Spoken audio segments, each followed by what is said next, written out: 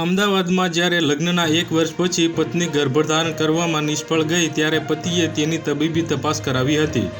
Sonography રિપોર્ટમાં બહાર આવ્યું છે, જે બાદ પતિના પગ નીચેથી જમીન સરકી ગઈ હતી. પતિએ પત્ની વિરુદ્ધ છેતરપિંડીનો કેસ દાખલ કર્યો છે.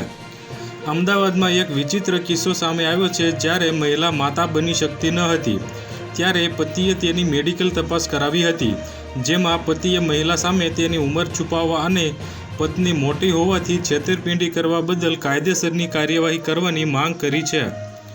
પતિએ પત્ની વિરુદ્ધ પોલીસમાં ફરિયાદ કરી છે, જેમાં પતિએ પત્નીના પરિવાર સામે કાર્યવાહી કરવાની માંગ કરી છે. પતિનો આરોપ છે કે તેણે તેની પત્નીની ઉંમરની નકલ કરી હતી. અમદાવાદ પોલીસે પતિની ફરિયાદ પરથી એફઆઈઆર નોંધી છે. તબીબી તપાસમાં મહિલાની ઉંમર 32 વર્ષની જગ્યાએ 40 વર્ષથી વધુ હોવાનું બહાર આવ્યું છે.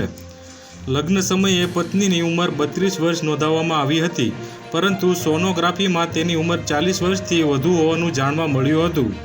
જો અમારા વિડીયો તમને પસંદ આવતા હોય તો લાઈક કરો, શેર કરો અને સબસ્ક્રાઈબ કરવાનું ભૂલતા નહીં.